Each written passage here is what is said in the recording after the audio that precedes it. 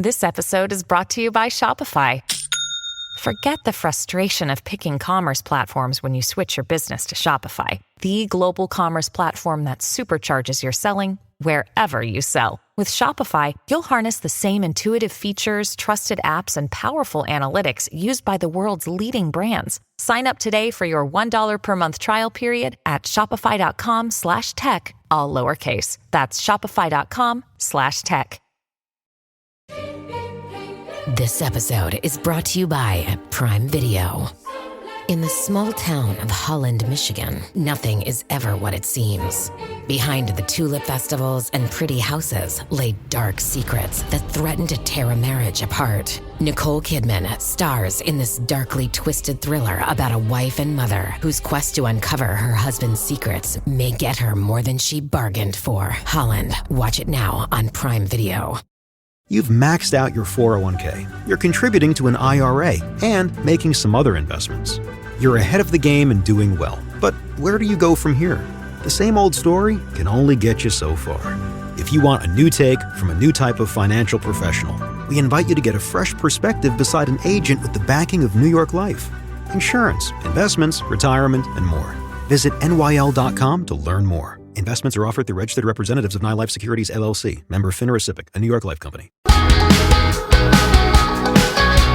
This is the Dragon's Lair, in association with Riverside Sports Bar Newport, an American-style bar with a proper Welsh feel.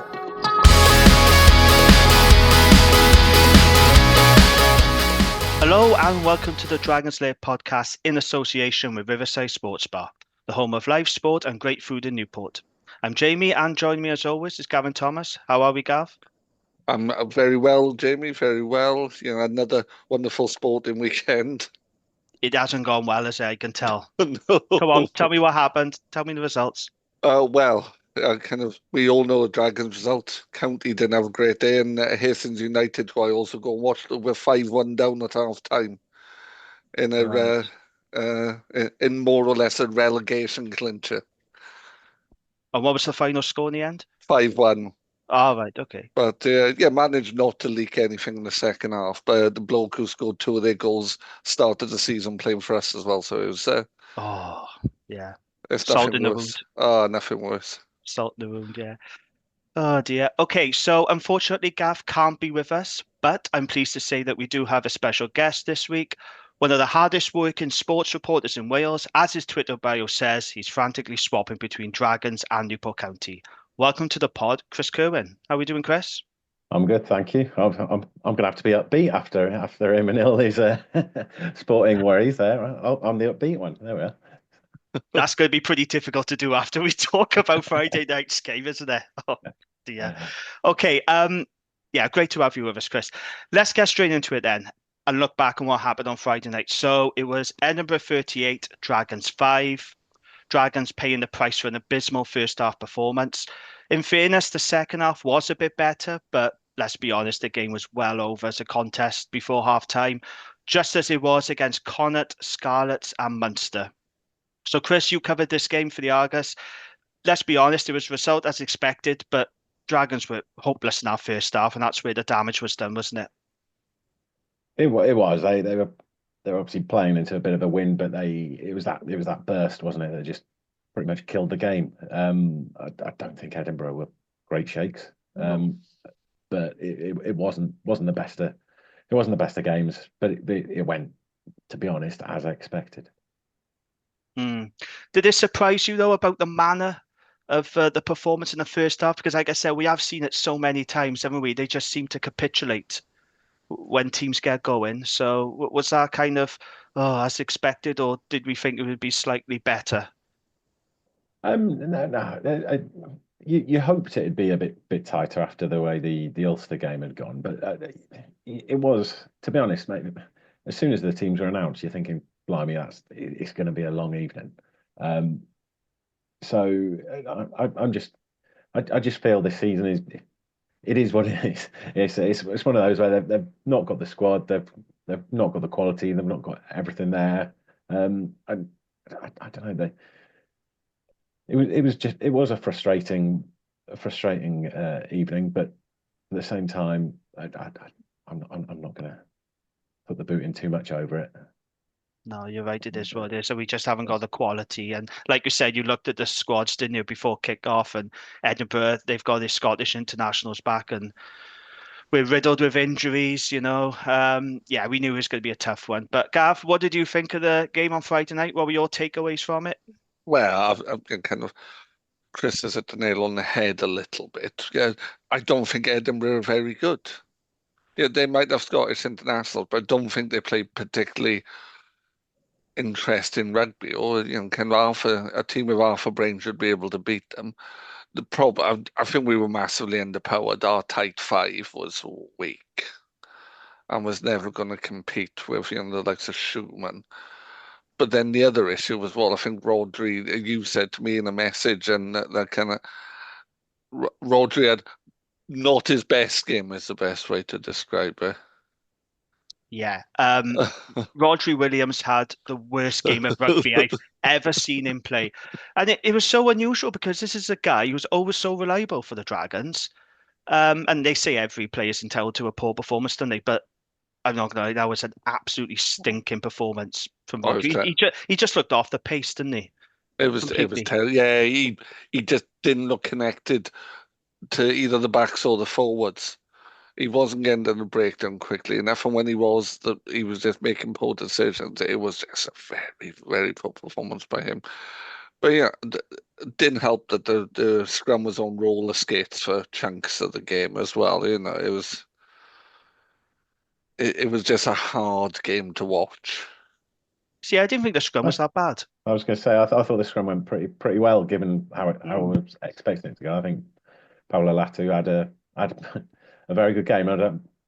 He's not the answer, but I think he performed pretty well. And I thought they held their end, but the problem was the ball wasn't getting out quickly. It was always under pressure. It was better than I was imagining, if I'm honest, but it struggled. Yeah, but like Chris said, I thought the scrum went okay. I was expecting a lot worse. When it could have been worse. was named a tight end, we are kind of thinking, and I've got to hold my hands up. I'm not a big fan of Chris Coleman, but he's been really good for the Dragons in recent weeks.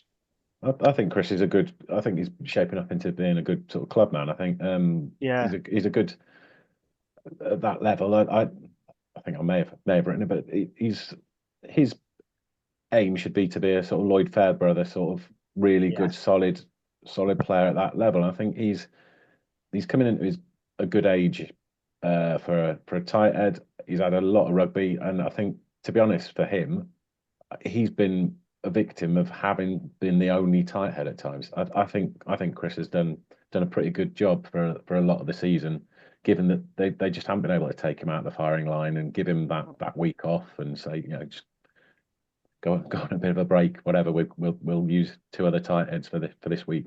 They just haven't had that luxury, and I think that is what, and I'm sure you'll come into it later, the recruitment, that's what it's designed to do, to be able to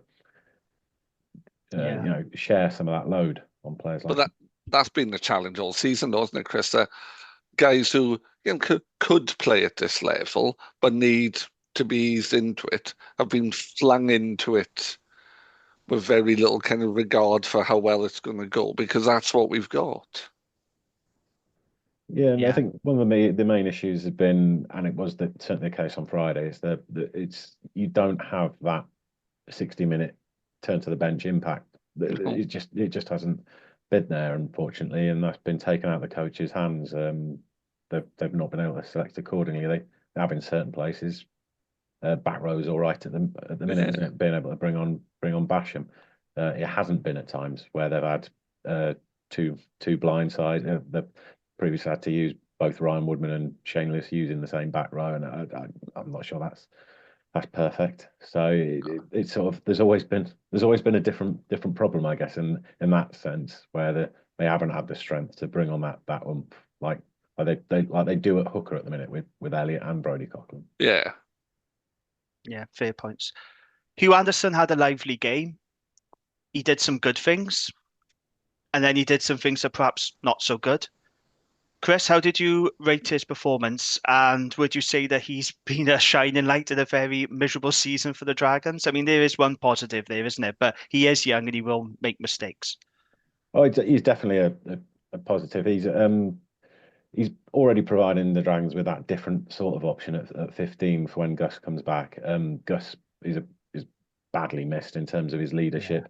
But I think he'll profit from this season of just getting those minutes and racking it up. So he's brilliant with ball in hand. He's shown that already. He's probably been a little over keen with the odd offload here and there. That's you're not going to tell him to stop doing that. That's part of his what makes him exciting. It's as ever, it's learning when and where, which even the most brilliant counter-attacking players they learn, don't they? And he's admitted himself it's communication is a big thing. But he's coming in at 20, and that probably showed at certain points in Edinburgh. I know it was down to Rodri Williams and Ashton Hewitt for that try, whereas just no one in the backfield, but other people can communicate that across, can't they? The old back three working as a unit. So there's things there, and defensively he'll improve with experience. But no, he's out of a talent, isn't he? So that's certainly one to be excited about. Yeah, absolutely. And there's been a lot of talk about him possibly going on Wales's tour to Japan. What do you think, Chris? Do you think he's got a good shot, or would you rather him stay at the Dragons and perhaps learn his craft a little bit more at club level before he gets parachuted into Wales? I think there'd be merit in taking him, not necessarily capping him, just take him and seeing the experience. I think there's certainly he's a player who'd step up to that, give him a taste of what he could have in the future. They did that with, I know he's not been capped, but Aaron Owen had similar in the last, I think that was the last Lions tour year, wasn't it? When he was brought into the Canada games that were in Canada and Argentina, I think, in Cardiff. So it's one where I think Wales are in a position where they need wins, don't they? So that, and I think there are can be plenty of other options in the back three, because not many are going away with the Lions. So that they're in pole position, but yeah, take them along. I don't see any issues with that. Oh. That said, though, there's not much value in taking Josh Adams or Liam Williams to Japan either, is it? Really, it's maybe trying some of these back three players might be worthwhile. Yeah, no, I agree. And I know when you mentioned it, Chris, he's an unsung hero, isn't he, in this Dragons team?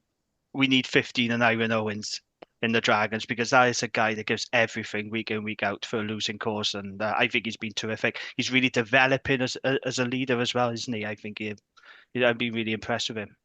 Yeah, he is a very impressive young man. Well, he's not sure if it's age, but he's mid-20s now.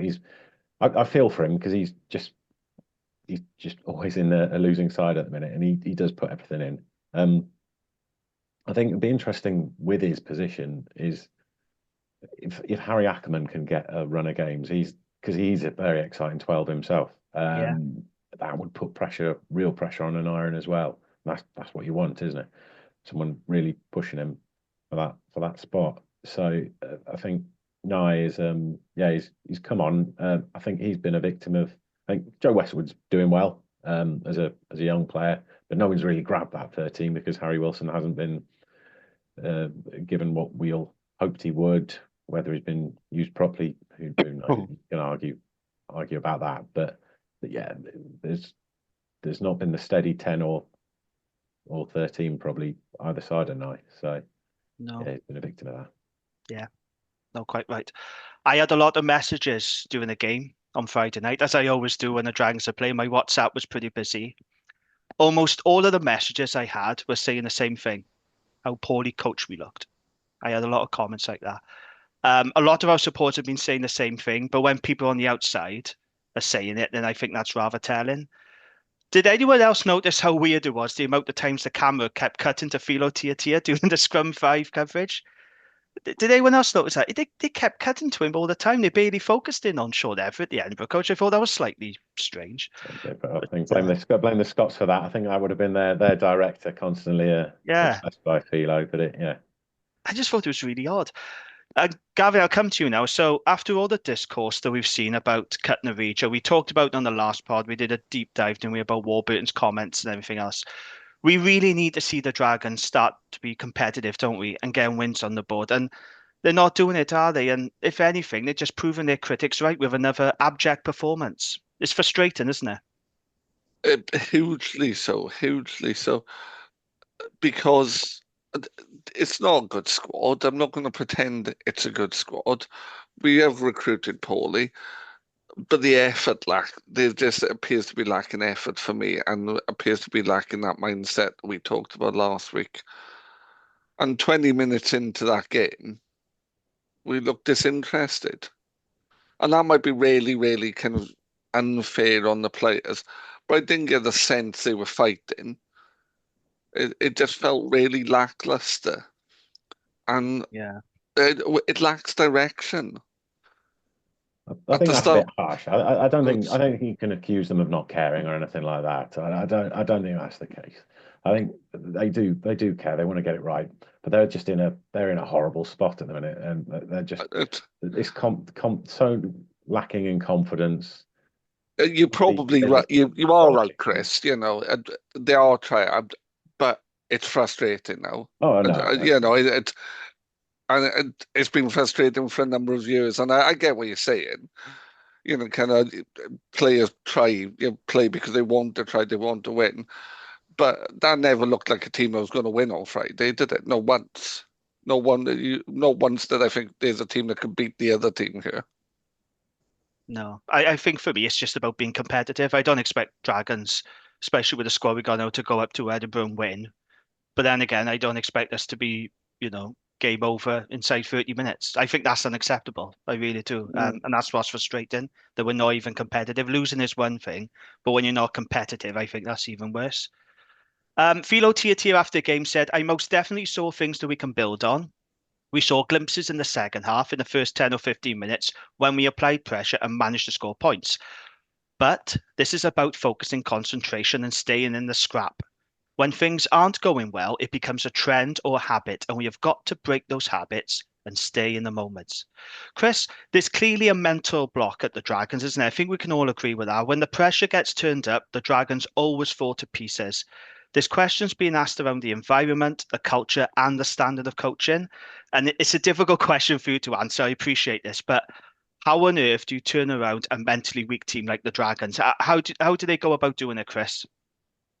well, lots of coaches have tried this to change this way. A lot said about culture, and a lot previously.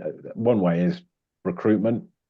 You have a big turnover, but once again, we're in that old chestnut of like, what pool are the Dragons buying from? When they're going to market, they're not the first choice for anybody.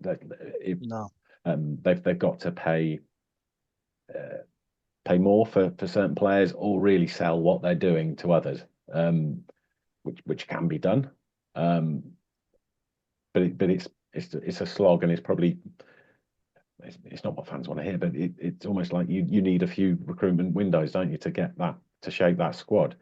Yeah. And that means it needs to be probably steady improvement. I know things can't really get much worse, can they? But it needs to be another step forward next season, with the new recruits making an immediate impact, the current young players making progress again, and you can build upon that, and you slowly chip away probably at the players that are there, because they need numbers. They're probably not of good enough quality to be at the top end of the league, but you need so many locks, you need so many props, you need everything. You can't just go, right, you're all rubbish, you're all out, because there aren't enough players of sufficient quality to then fill your squad. So that's probably the big point. And then it's recruiting on that character, which certainly I remember the Dean Ryan days. He did try and do that with a few sort of, I guess, talisman, didn't he? With the Will Rowlands. Yeah. Was they went for him big, and the difference when Will Rowlands was in that team to when he wasn't was stark. That was, remember the, well, it wasn't the Dean Ryan team at the time, but that first block under Di Flanagan when he'd just taken over, Will Rowlands was in it. The Dragons were really good, and then he got his injury and things went to pot a bit after that. So it's getting a few of those players, I guess. Sorry, I'm probably a bit of a rambling answer, but I don't think not at all. That's perfect. Because That's great. because there aren't easy answers, are there? And it's you can say we need to change the culture, but it's bloody hard to do it because there are players that individually you look at them and if you ask Vilo Tiatiri, he'd say he's an Aaron Owen a good leader, is Harry Keddy a good leader? They'd say yes, but they're also, I guess, been exposed to just defeats, and it is mentally that is hard if you've had losing seasons on. Culture's become ingrained, don't they? And it's not a case of, oh, we'll bring in 5 new blokes and a new coach and I'll change everything, because it's not as simple as that. And you mentioned as well the coaching. They're all good coaches. Like Sam Hobbs and Matt O'Brien are very highly rated young coaches working under Philo Tiatu, who's probably got a good pedigree.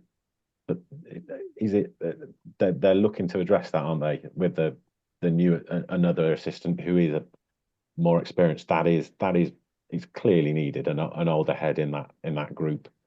And to let people specialize and not, it's just people wearing too many hats as usual, isn't it? On the coaching side of things. So it's you're right. I think that will be an important, if they can get the right appointment there, that will help.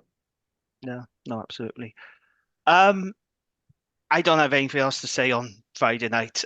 Even Sarah Elgar needs to be said on Scrum 5, didn't she? It's hard to take positives from it.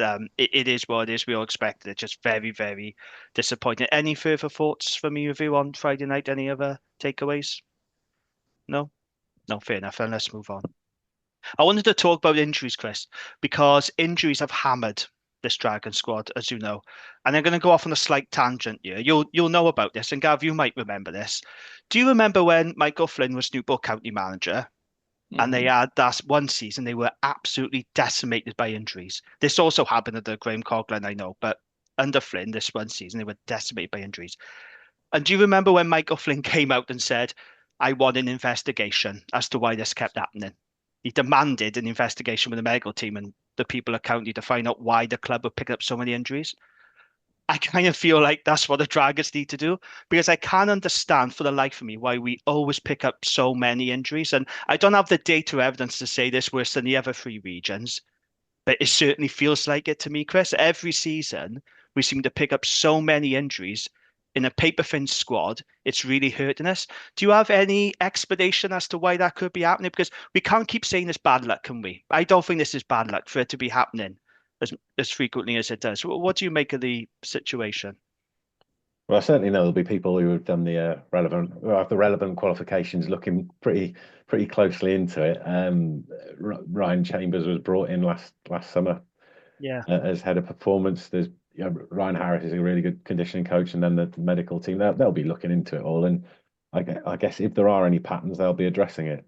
Sometimes it's just it's horrible to say it's luck. I remember one of my many chats with Ollie Griffiths, and he'd get annoyed because there'd always be something different.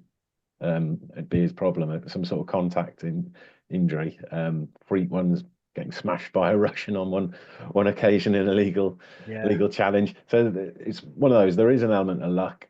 There are the concussion ones are hard to take, because they rightly have been taking people out, and I think the Di Flanagan approach that has continued, where they are they're very proactive in taking people out the firing line. As to anything, I don't know. They will be looking at everything when it comes to the load of the week and everything like that, because end of the day we want results to improve as well. So you want them probably training at proper intensity to get towards that, which it's almost a vicious circle then, isn't it? Because they don't have the squad at the minute to train at full intensity, because they just aren't the numbers.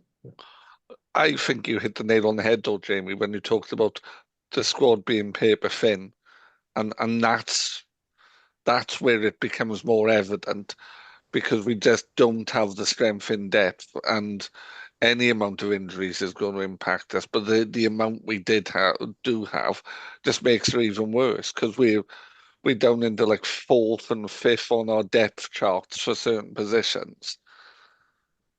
Yeah, it's just really frustrating. I think when we have everyone available and we can put a full strength 15 and have a good 23, I do think Dragons are competitive. The problem is that rarely happens, does it? We're not able to put out our best 15 because we're just so hammered by injuries all the time. And there's some guys coming in. You got the younger guys who are learning on the job, and then you got some senior pros. I'm not going to name them who aren't up to the job, but that's where the Dragons are. That's just the squad they're operating with. But yeah, I just find it very frustrating, the injuries. Like I said, this isn't just this season. No. It's been happening now for a little while. And I do want someone to do a flinny almost to come and go, right, we need to figure out what the hell is going on here, because it just seems to be happening all the time. It's really frustrating. But anyway, that's the injuries bit done. I want us to cast our minds back to the first block of the season. So Dragons beat the Ospreys. I know it felt a long time ago now, doesn't it? It feels like a lifetime ago, but they did. Just about. They beat the Ospreys. They then went away to Leinster and lost, but it was a credible performance, I thought. Those back-to-back home games against Sharks and Lions, and they should have been won. And then we played Benetton. Benetton were the better team, no issues there.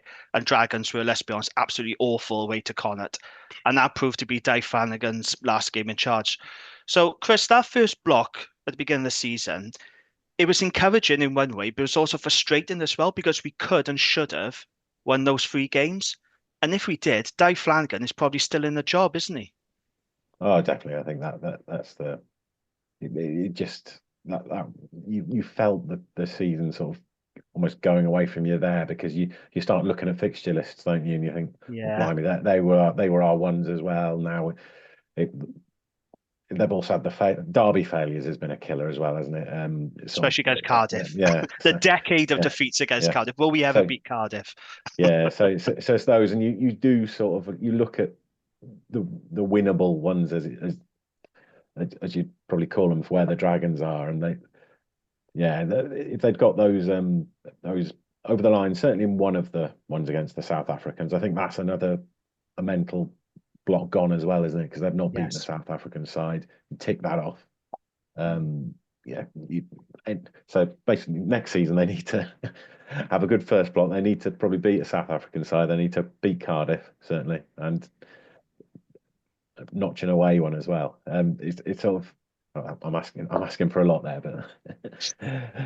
but it's it was that almost set the tone for the campaign, didn't it? The first block, because they were really good as well, but even in that one, you felt that they were physical for those first games, but that almost took a toll in those performances against Benetton and in Galway. They just they didn't, that physicality dropped at those. No, you're absolutely right. Yeah. Can I ask, Chris, when you heard the news that Dragons had parted company with Dave Flanagan, was you surprised, or could you see it coming? I was surprised, and I was disappointed, to be honest. I think Dai's a really good bloke. He properly cares about the Dragons. He's thoughtful, caring. He's a really, really decent man. Yes. I felt in an ideal world it would have kept him on a bit further, but the Dragons say that he'd wanted clarity on what his role was for the future, so that brought that forward. I think it's a shame, because he'd put in a lot of hard yards when there was a lack of support for him in terms of to cut costs. So everyone's gone through this before, but yeah, it's that he'd had no head of recruitment. He was working without defence coaches at various times, so he'd had some tough times. So it was almost a shame that his contract situation didn't mean that he knew he'd get the full season and get to build again. But it's pro sport, isn't it? Yeah, but you are right, though. I did feel sorry for Di because there was no director of rugby, there was no head of recruitment, and he had no defence coach at that time because Simon Cross had left for America. And that's where I felt the club really let Di down. Didn't give him the support that he needed. It's a shame. And we had him on the pod, didn't we, Gavin? And just a really nice guy, isn't he? Yeah, they weren't getting the results, but we aren't getting the results now, are we? So I would say we're better under Di than we are under, yeah, currently. I would agree. I would agree, I think. Yeah. He was good on scrum Yeah, five as well. I don't know if either of you caught Mm, Di Flanagan on scrum five. I Still did. very passionate about the Dragons, no bitterness at all. I think he'll get a good. Good You book. know, his next job will be. I think he'll go back to being an assistant, like some sort of a attack coach, maybe kicking coach. Yeah. Who knows? A sort of right hand man, and I think he'll do well at that and take stock. And you never know. Some people don't like being that head role. Certainly the aspects of the job where he came into recruitment is probably took up too much of his life at times, and he didn't have that focus of on-field action, which I think would have been more suited to him. But there we are. No, absolutely. Wish him well for the future. Hope he does pick up a job soon. Let's talk recruitment then. Let's not beat around the bush. The Dragons recruitment that's just gone, that has been an absolute disaster, isn't it? Only Shane Lewis-Hughes has been a good signing. The rest have made no impact. Solomon Funaki, who Gavin thinks doesn't exist, he actually does exist, Gav. We've seen him. Me and Chris have met him as well. That's been a total waste of money so far. I am, AI. he is real. He is a real person. Trust me. I'm excluding Ollie Burrows from this because I think he's one for the future, and he has recently had Yeah. a show drop. So I'm not going to include him in this. But let's be honest, recruitment has been a massive flop. Harry Wilson is an interesting case. So I watched him play for Ebervale against Bridgend last Thursday. He did okay. Set up Colby Reese's try. Great finish, by the way, from Colby Reese. But other than that, didn't really set the world on fire. Chris, that recruitment, they're paying the price for poor recruitment, haven't they? Let's be honest, the Dragons. Yeah, it's yeah. No, Harry Wilson's an odd one because Yeah. he was there's clearly the player in there. Whether he's he needs to show more to grasp it. I understand he's a young man coming over the other side of the world, and he's coming to a side that aren't winning. But you need more from an overseas player than he's showing. And like as you say in that every game, he's physically he should be doing more at that level for someone who's played Super Rugby. So it'll be interesting what happens with him. I think Steve Cummins is one who's been unlucky. I think the concussions thing knocked him for six. So I think he's. I wouldn't be too hasty in saying he's been a disaster signing because he's been one in another area of the team that they've had no luck. I think the merits of all the signings on paper look good signings. They did at the time. Yeah, we said that. Yeah. So that is the nature of recruitment. I think one thing with Cummins in particular, you do see him, and he is fully invested. He is helping people. He is getting involved. So he's one I wouldn't completely bin off as being a terrible one. Lloyd Evans probably hasn't. He's not grasped his chance. No, I'm very disappointed with Lloyd Evans. I gotta be honest, really disappointed with him. Yeah, and then he injury misfortune himself. So he's one. The thing is, it's like anything that those that do move on, their next moves they'll look like world beaters. You know that's an actual fact. They'll move on and they will look really good at their next club. That's just a prime example. Co Tompkinson, who's now playing for the Western Forces Super Rugby, he's playing brilliant. Looks world class. Well, he's an odd one, isn't he? Because they've struggled at 13, and strangely, he could have. It's timing, isn't it? Because sometimes you wonder whether would he have been a philo player? I don't know. He could have, but he could have brought that oomph. So it's it's one of those. Yeah, no, I'm not convinced Wilson is a 15. That 13 rather. That's my. The more I think about it now, I watched the Ebervale game after the fact, And he's a winger. I think if you could play him on the wing, he'd actually be better there than a centre. I don't think he's quite got the nous to play at 13, because we've talked about it before. The 13 defensively requires quite a lot of understanding of what's going on around you. And I think if you could just get him running straight lines and defend in the channel near to the touchline, you'd get more out of him. You can play at fullback and on the wing. Yeah. Yeah, well, I think he is a winger. I don't think he is a 13. Has he got the gas to be a winger? I don't know. Yeah, that's the thing, isn't it? Certainly, the things that it's just the things that you associate with Aussie outside backs being just good footballers, and he's had some clangers, unfortunately. And whether I just think that his passing isn't what you would expect of a bloke who's played down. Is that once again? Is it a confidence thing? I don't know. It's that's one where he's just in a bit of a rut. But you want him working hard, grafting, and showing that sort of appetite, which you need at 13 as well. Which I mean that young Joe Westwood does. So yeah, no, it'll be interesting with the next recruitment batch and outside. 13 stroke outside back. I think they could probably do with a bit more quality there. Yeah. Well, that's a talk for the marquee player, isn't it? Well, that is that is one. Yeah, it's yeah. The promise has been made, hasn't it? It's not easy. It's not easy. Even if you're committed to the marquee player, it's not easy selling the Dragons. So yeah. Fingers crossed, No, it's not. They get a good not about reputation. No, quite right. You were at the Q&A, Chris. David Wright revealed there were no medical assessments done on the signings. There were groans from supporters. What was your reaction when you heard that news? Well, I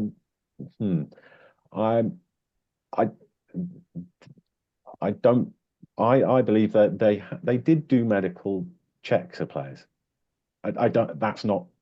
They must have. The notion that they just said, "Oh, here's a contract. Here you are." That's not true.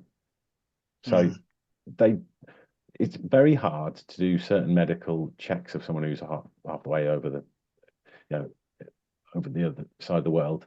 They did look into the medical history. They've done. The medical team looked into players. I'm confident in saying that fact. The notion that they just didn't look into the medical history of any of them, I'm confident in saying isn't true. So that's an interesting one to make that statement. I think. Why would they say that then, Chris? Because I agree with you. I can't see they've just gone, I'll tell you what, fly over from New Zealand, they'll be fine. Well, I don't know why they did that. You can say I don't know. I believe there were medical checks on people. But how detailed they were, I don't know. I'm not privy to that. And how much, I don't work in that sphere, so I don't know how detailed you are able to go into medical checks of people. Like, if, for example, would a player have to disclose their concussion history? I don't know if if you have to do that, if the club asks for that, do you have to give it? I don't know. I would imagine so. No, that's the kind of thing that would have to be. I imagine that's from a prospective club. Like, I don't know. But there's insurance and. But we're all to insurance. Yes, that's the case. But to a prospective club. So this is the thing. We're all guessing with this. Yeah, we don't know. But the notion that they did nothing was, I don't know. I think that's a bit. It felt like a bit of a cheap shot on the Di Flanagan who's gone. To be honest, that's what I thought. That's exactly what I thought. So I just think that's a bit of a, it's a bit of a buck passing that. But there we are. Agree, completely agree. No one's taking responsibility for it. It did feel a bit like it's just rather than just saying, recruitment hasn't been great. But there's been a bit of bad luck with injuries. We'll try and learn. That's what you'd say.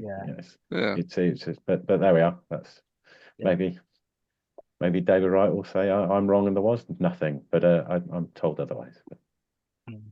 Yeah, it was quite interesting. There was a bit of a moment, wasn't it, the Q&A when that was announced. I thought In he came terms, across very well, mind you, David, right? oh yeah, he did. In the Yeah, grander scheme. I think that is his style of, just straight shooting, as it were. he's So, different to Buttress, though, isn't he, Chris? He's a very different character. oh, He's more certainly, straight yeah. shooting, isn't he? They are, yeah, and I suppose that could be a strength, can't it? When they're both, yeah, they're both there in the boardroom. I'm sure Mm. they have their I'm strengths not and sure. weaknesses. I'm not sure how wise it was, though, to publicly say that they're gonna aim for top 8 and win the Challenge Cup, though. Because even in your article, you did write that you admitted that part when you interviewed him because you didn't But want him getting it's pelters. naive. I just think that was naive. It's Yeah. we've owners come in with excitement, but we've all seen a lot more of the Dragons and Yes. the realism of how hard it is. You can be ambitious, and that's important, isn't it? To show a Yeah. bit of, but it is, slow and steady is what's needed, and I think that's the important part of the next stage. So they've gone with Philo. They're going to bring in an assistant. They've got to hold their nerve with this next plan and have an actual plan, stick to it, and try and action it as it were. And you know, that's the only way out of this mess, isn't it? Yeah, absolutely. So in terms of recruitment for next season, then, so far we've announced Dylan Lewis from Harlequins and Harry Beddle from Leicester Tigers. We expect Thomas Young, Seb Davis, Tina Stabia, Wyn Jones, and the South African tighter from the Cheetahs, Robert Hunt. Those are the names so far. Chris, how do you think recruitment is shaping up for next season? This is a lot more positive, isn't it? It is, but we would have said that last summer as well. So, We did. That's the problem. yeah, no. It's, they are there, and it's the old. They're trying to dangle a carrot with certain people. So they're all good. Some people might say, "Oh, they're Cardiff rejects," blah blah blah. Individually, they're all good. They're all good players that fit the bill. So you challenge them to go and do it. Like the same could be said with when they going back a while here, but so Matthew Screech and Corey Hill were from Cardiff and came and were and are tremendous servants for the Dragons. So of those, Thomas Young makes complete sense. He's still a good player, and now you've got the sort of how he works with Beddle. Be interesting what happens with Harry Keddy, who's sort of settled in at 7 recently, but then I suppose I'm jumping ahead there because Beddle, I don't think we'll see Beddle a ridiculous amount. That shouldn't be the plan, should it? He's still a young forward, so I think that will be their plan to drip him through. And we'll see with the others.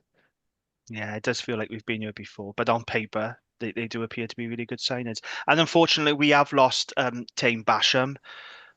That's a big blow, isn't it, Chris? I mean, it's been softened by bringing in Harry Beddle and Thomas Young, I think, but still, it's pretty disappointing when you see a local lad, Gwent boy, going to Cardiff, isn't it? Oh, it is. But I completely understand Tame doing it. It's. I think a change will do him the power of good.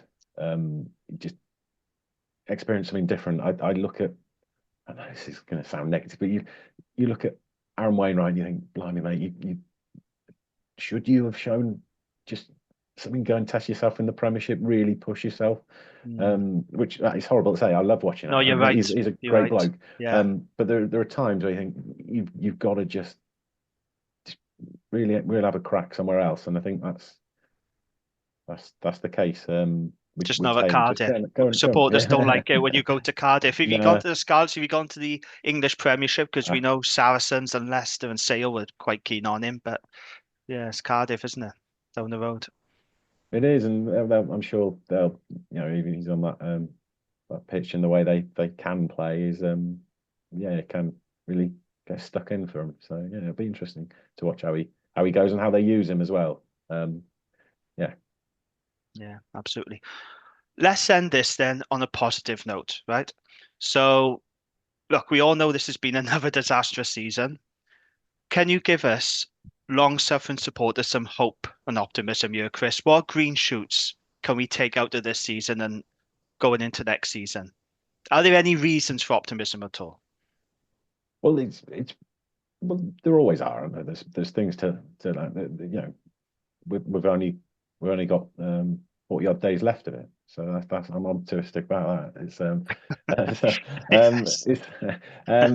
I just think they need it to end now and can really start to move on to the next stage. There are some young players of talent coming through. How good they are, we'll see in due course, I think. But it just needs to be. This is where the realism comes in. They're on 9 points now. They're not going to go from 9 to being on like 30 odd next year, are they? No. It needs to be right. Let's set some genuinely achievable goals for on-field success.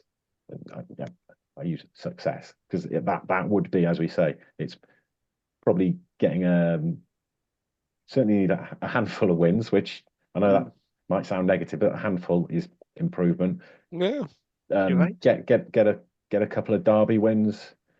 Challenge Cup was a big disappointment. I think I have my doubts about some of the selections for that. I think that was a missed opportunity but they shouldn't be having next weekend off, should they? They should, with the situation they were in. That was a big chance to get in the last 16, even if it was an away tie. So it's not that far away getting some of these goals. It's not as mad as it seems. That little improvements could get quite good progress. I still think that there's too much of a gap to the other Welsh clubs, you'd have to say, and everyone else. But it's just they need that gap. Like the gap to 15th is that's embarrassing, isn't it? At the minute. Very embarrassing. But what constitutes success then, Chris, for next season for you? So, like for me, it would be not being the worst team in Wales. That would be a good place to start. I'm not asking for the world. I'm not asking for top 8 or, Challenge Cup semi-finals, but I just don't want to be the worst team in Wales anymore. What constitutes success for you, do you think? Yeah, that should certainly be, I believe that should be a target. And it shouldn't be being best Welsh club. Let's be third best. But there's nothing wrong with that as a target. No. I think that's why they've leapt ahead with certain grand plans at times. Just set that in as being the first target. As you say, it's been shown a bit more resilience and fight on the road to maybe nick the odd win. They've just not been close on the road, have they? And that's been the case for a couple of seasons. Because there are in terms of positives, they are in a reasonable shape financially, aren't they? I know that Rodney Parade's getting used more by Wales teams. They've got the Bucks final and all that sort of thing. So there are signs of progress off the field, which will in time help on it. But it's just, I think especially for you lot, because you pay to go and watch them, and that first block gave you something, didn't it? Yeah.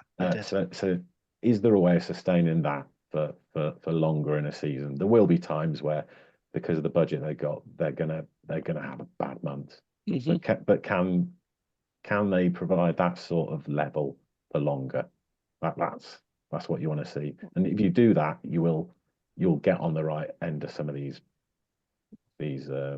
tight games, that like the Ulster one that should have been won. So no, absolutely right. Chris, it's been great to have you with us.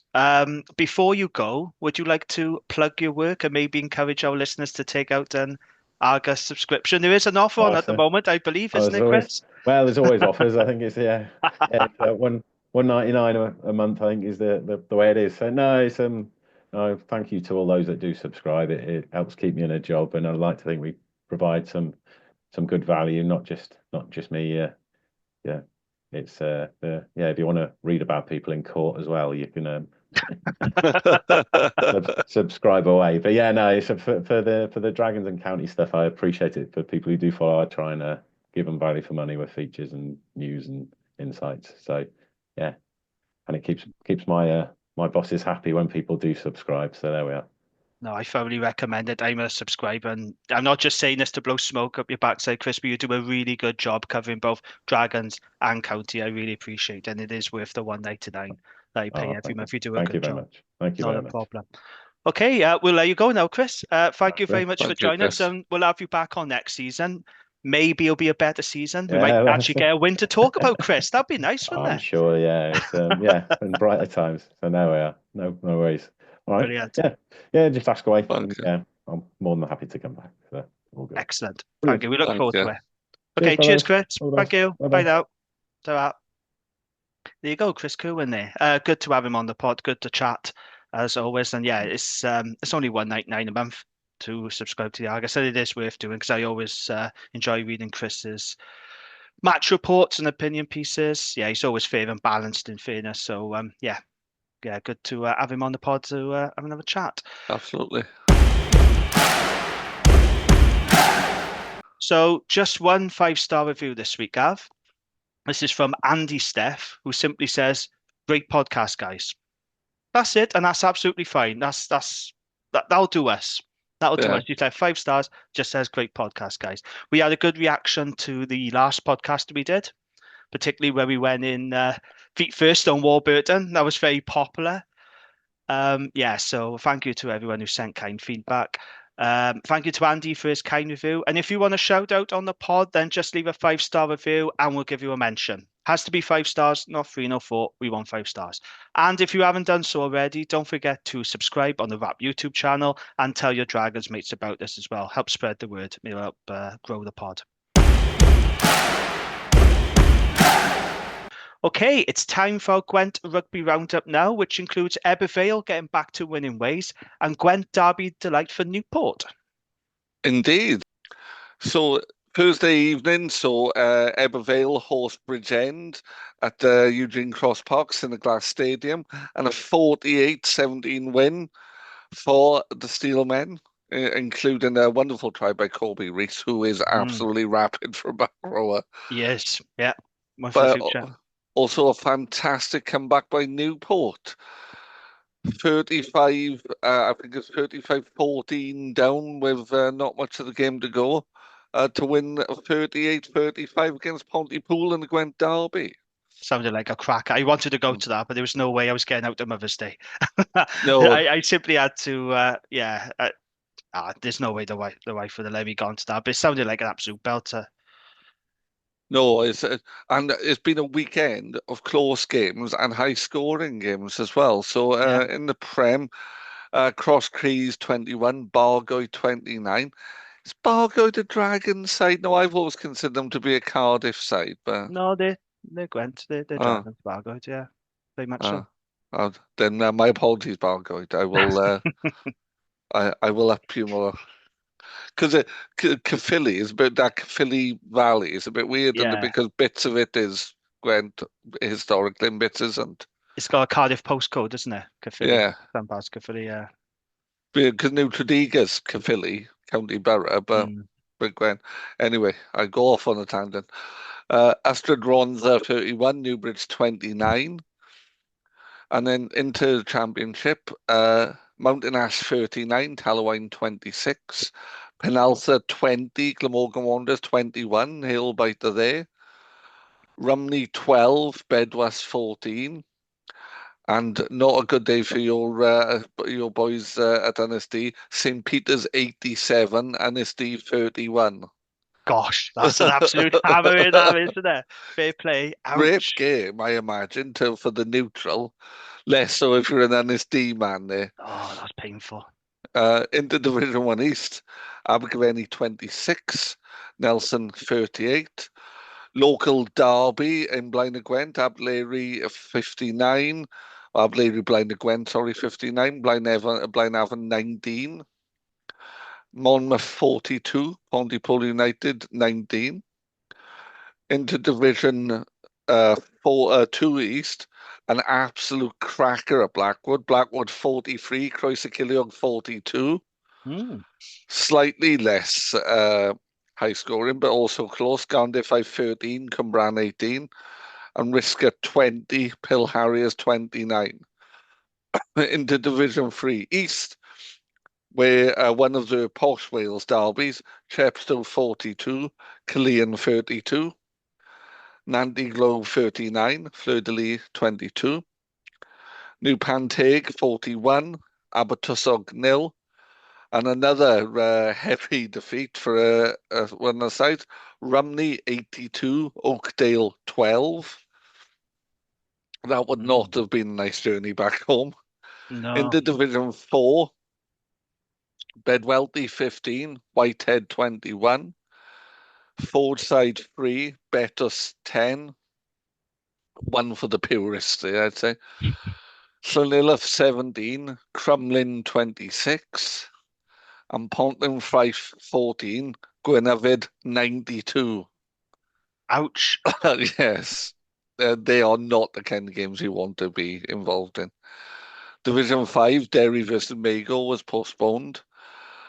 Havard 18, Blackwood Stars 14. Another nail biter, Hartridge 22, Beaufort 23, and Tredegar Ironsides 27, Hollybush 8. And Division 6A East also saw a heavy win, with Trenant won out 84 points to 7 winners against Girlin. And in the Dragons Athletic League, Hill Development 5, Blackwood Griffins 38. Lovely stuff. Is that it? Yeah, it is indeed. Okay, thank you very much for that. So our next game is against the Scarlets at Judgment Day.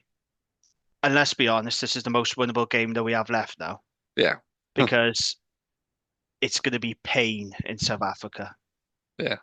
Did you see the Bulls and Zebra score? I did. Yeah, just think they put 63 points on Zebra. Imagine what they'll do to us.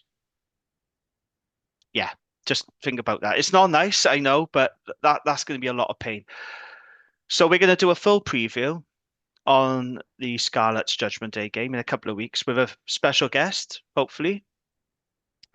But in terms of this season, Gav, we spoke about it with Chris there. It can't end soon enough, can it? I'm losing the will to live now with this season. I just want it to end now. Just get it done. Just get it done. It's pointless now. Even if we beat Scarlets, it'll be nice to win. Particularly as there'll be sat near Scarlets fans, I imagine, when I'm watching it. But it'll mean nothing really, will it? No, I did laugh at somebody on X the other day. I posted something and he replied, "Oh, this is one of the worst seasons I can remember as a supporter." I said, "Mate, it's not one of the worst seasons. It's the worst season. This is the worst ever Dragon season. It's been a disaster." It's painful. And when I was talking to Chris, I was thinking, what would be acceptable for me, right? And I'm going to say something which on paper will sound ridiculous, but then when you think about it, isn't ridiculous at all. I would be super happy with 4 league wins, 2 cup wins.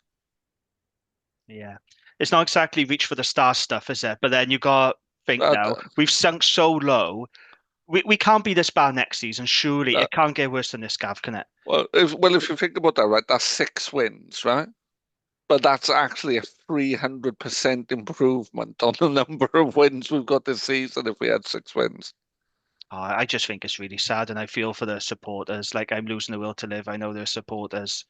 You're season ticket holders, like yourself and Gareth. It's not often I think I'm quite pleased I'm so far away from Newport, but I'm quite pleased at the minute because. Yeah, no, I know, and it's been season ticket holders longer than I have. They've been at Rodney Parade supporting the Dragons from the very beginning, and they're a great bunch of supporters, especially the ones on the terrace, and deserve better. They deserve better, Gav. And I'm watching this Friday night, and I'm just thinking, oh, I felt like switching it off, but I didn't. For whatever reason, I kept watching it, but. It's coming to a point now where it's just getting embarrassing, and I just want the season to end. But that's where we are. Yeah, that's just where we are, and I just hope we can improve next season. I am encouraged by the recruitment, but like Chris said earlier, we were saying the same thing, haven't we, on the last recruitment drive we did. So yeah, hopefully we'll see improvement, because like I said, it can't be as bad as this next season. And all it's doing is just proving the doubters wrong, as I said earlier. You look at the comment section, you look at what people say on social media. We're just proving everyone right with these uncompetitive, hapless performances, and that's what's really upsetting me at the minute. We should be going out on a limb to try and prove people wrong and just be more competitive, like we were against Ulster. Okay, we didn't win against Ulster, but we did come out and make a statement that we were competitive, and I want to see that going forward. But that's the problem, isn't it? They can't do it. No, they can't sustain it. No, they can't. It's like they have one really good game, that's their lot then, and then they run out of energy for the next game. But no, I am looking forward to Judgment Day. I am going to meet up with you when we're going to have a few beers, and it's going to be nice to see people. But in terms of the actual rugby, I'm not really looking forward to it. Scarlets had a really good win against Ospreys. So, and they'll be targeting us for 5 points because they're still in contention for the top 8. But anyway, we will talk more about that on the next pod, like I said, with hopefully a special guest. For this week, though, I think that's a wrap. I think we'll leave it there. Gavin, thank you for joining me, as always. And thanks again to our guest, Chris. Thank you to our friends at Riverside Sports Bar for their continued support of the podcast. We'll be back soon, like I said, to preview that Scarlets game. But until then, thanks for listening, and we'll catch you on the next one. Ta-ra!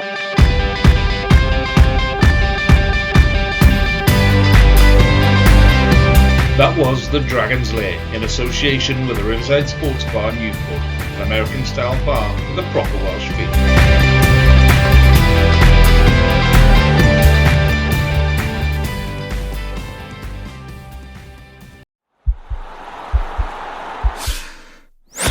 This podcast is part of the Sports Social Podcast Network.